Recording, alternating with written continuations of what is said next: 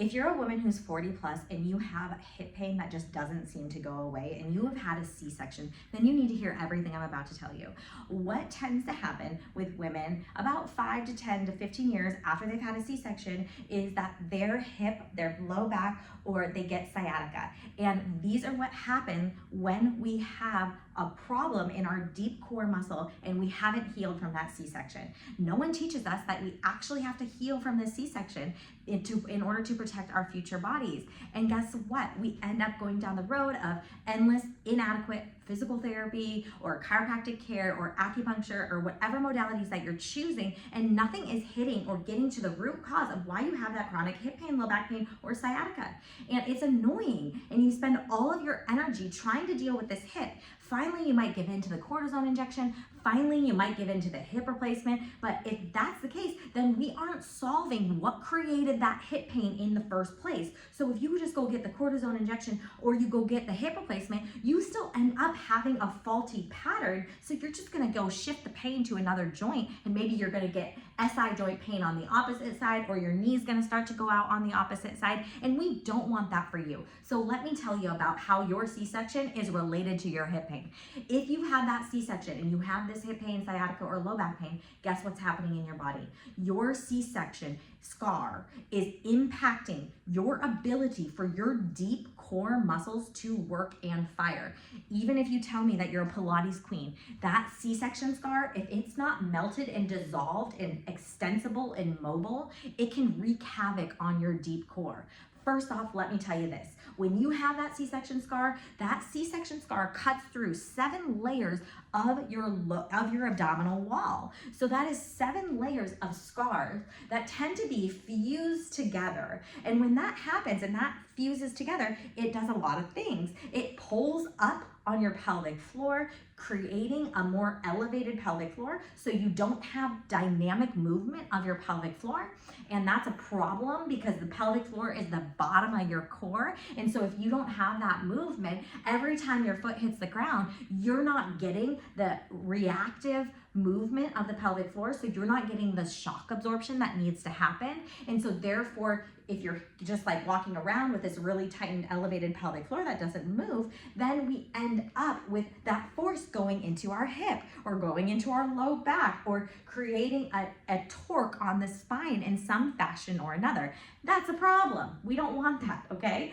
So what we need to do is we need to start to work this scar. The other thing that happens is that the scar isn't just pulling and impacting the pelvic floor.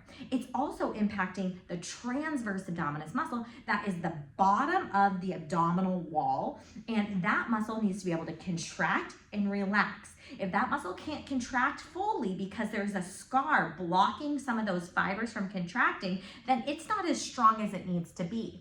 And if you have a C-section, a lot of times this muscle becomes dormant and just doesn't work. So we end up with really strong obliques and really strong rectus abdominis muscle, but if those are driving your movement, that can further exacerbate your sciatica, your hip pain, or your low back pain. So we gotta get your movement to be driven by this lower transverse abdominis muscle.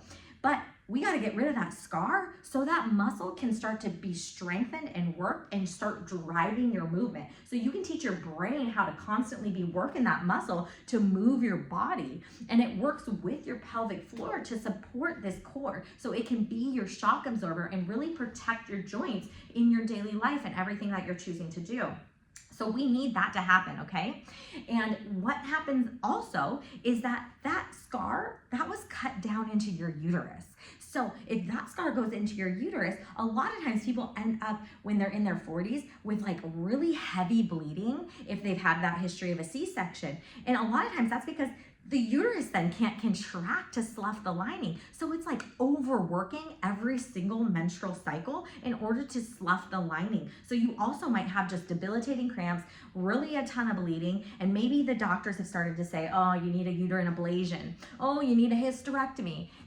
That's not solving the problem here. Now we're just gonna give you more scar tissue, okay? No, we gotta deal with the scar inside the uterus. We gotta work that scar out so the uterus can do its job every single month. Even if you're menopausal, you still need that organ to move. So if you've already lost your period, that organ needs to be able to move inside your body so your core can get a really nice contraction and really squeeze everything. But if that organ is like a rock inside your body, it's hard to squeeze against that rock. It's not gonna work as well. That core isn't gonna be able to squeeze as hard.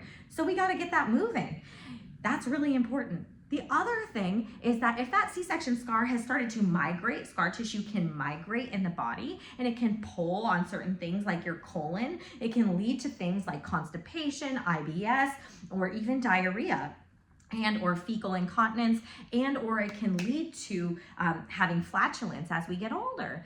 And so if we are having scar tissue that has migrated or that's just really tight and pulling on different parts of our bowels, then our peristalsis, that is when the colon moves in order to push the poop along so we can have bowel movements every single day.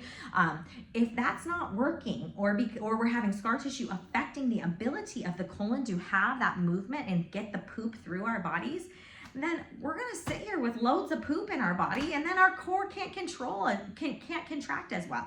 So that's also a problem. So we got to get everything moving, and we got to melt that C-section scar for the sake of the organs, for the sake of the muscles, for the sake of the pelvic floor. And you're telling me maybe, how is this related to my hip again? This is related to your hip again, because if you can't use your core muscles, or you have rocks that your core is contracting against because of those immobile organs, then you are going to end up with a lack of core strength. And so your joints are going to wear out because they're going to take the forces. You might have a hip that doesn't move as well backwards or out to the side or in or out. And yes, we all need to work. We need to work on getting you symmetrical movement, but it's all gonna start from getting that C-section scar taken care of. We do some techniques in our clinic, and sometimes we hit a part of the scar and you're like, that's my hip pain. And you're like, I'm not even at your hip. It's because the scar can pull all the way on that hip. And so it's really important that we deal with the C-section scar. I cannot tell you how important it is to make sure that if you've had a C-section, even if it was 5 years ago, even if it was 10 years ago, even if it was 20 years ago, we have to deal with that scar and retrain your body. We have to deal with that pelvic floor that's been elevated because of that scar tissue. And you might be like, well, I'm actually gonna have a tummy tuck, or I'm gonna have, my diastasis fixed surgically. Okay, if you have other abdominal surgeries, just like wrap up that you have even more scar tissue. So we need to deal with all that scar tissue so your deep core muscles can work and activate, so you don't end up with this inactive core that doesn't work for you.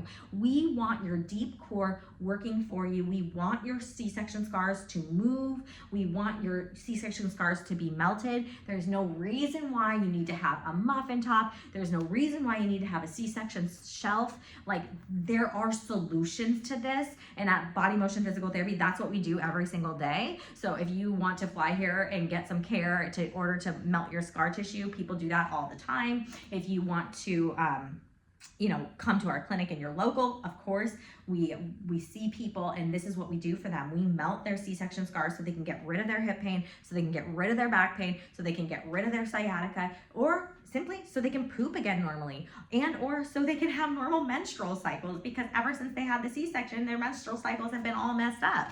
It's all related, it's all connected. So let's stop doing these unnecessary procedures like getting cortisone injections. Let's stop getting these hip replacements or doing these uterine ablations or hysterectomies when we haven't dealt with the reason that they're needing the hysterectomy in the first place.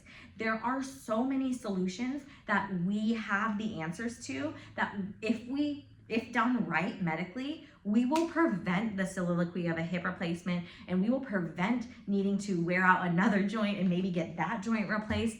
There is so much we can do to keep the body healthy, free of surgery, free of injections.